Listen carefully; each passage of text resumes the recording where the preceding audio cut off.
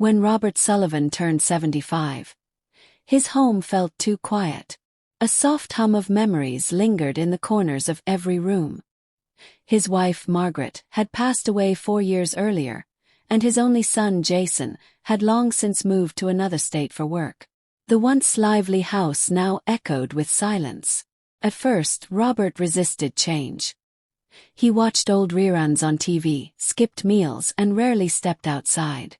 But with time, he realized the loneliness was slowly dimming his spirit.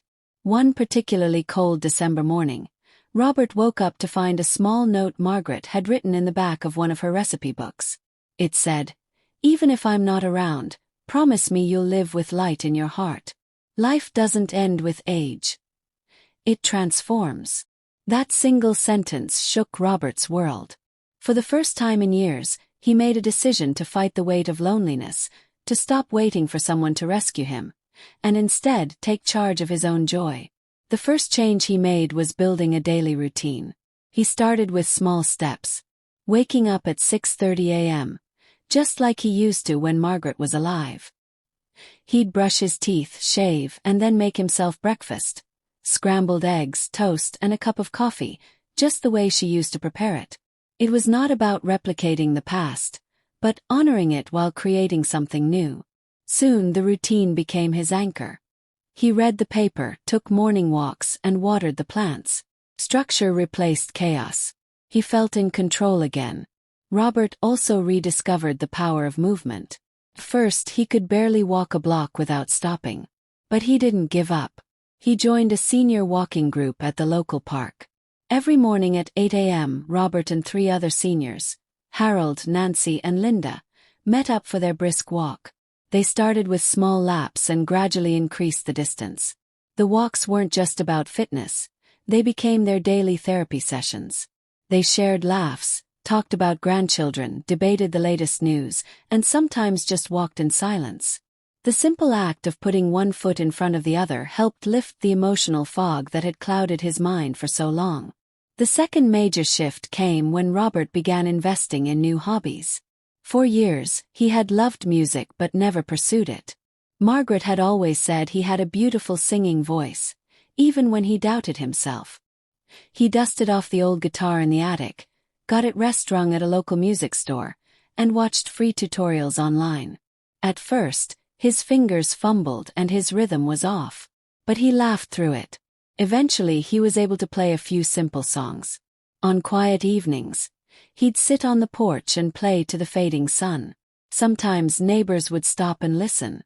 He even performed at a small local talent show. It didn't matter that he was the oldest one there. He felt alive, and that was everything. Loneliness often feeds on silence. So Robert decided to rebuild his social connections. First, he felt awkward. He wasn't used to asking for company. But he started small, chatting with neighbors, volunteering at the library, and attending Sunday community lunches. One day, while volunteering to read stories to children, he met Annie, a vibrant 72-year-old widow with an infectious laugh. They clicked instantly. What started as casual companionship grew into something deeper. They began taking trips together, going to art museums, and even joined a painting class. They weren't replacing anyone. They were simply writing a new chapter. The third key to Robert's transformation came when he learned to embrace technology. His grandson, Max, had once tried teaching him to use a smartphone, but Robert never took it seriously. Now he saw it as a lifeline. He learned to video call, send texts, and use social media. He even joined a Facebook group for seniors who shared daily affirmations.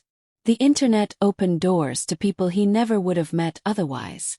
On one platform he began blogging about aging, music, and resilience. To his surprise, hundreds of people started reading his posts. He was no longer just a retired man in a quiet house. He was a storyteller, a motivator. Perhaps the most important thing Robert learned was to nurture his inner world. Aging alone didn't mean he had to be spiritually or mentally hollow. Every morning he started with 10 minutes of mindfulness. He'd sit by the window, sip herbal tea, and simply breathe. He reflected on the past but didn't dwell.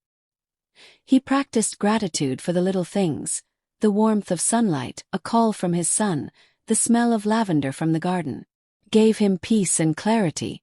Robert also began keeping a journal. Each night, he wrote about what made him smile, what challenged him, and what he looked forward to. It helped him process emotions, recognize patterns, and remain grounded. The act of writing became his silent companion. He realized that loneliness didn't have to feel like a void. With intention, it could feel like solitude, a rich, private space for growth. Years passed. Robert was now 82.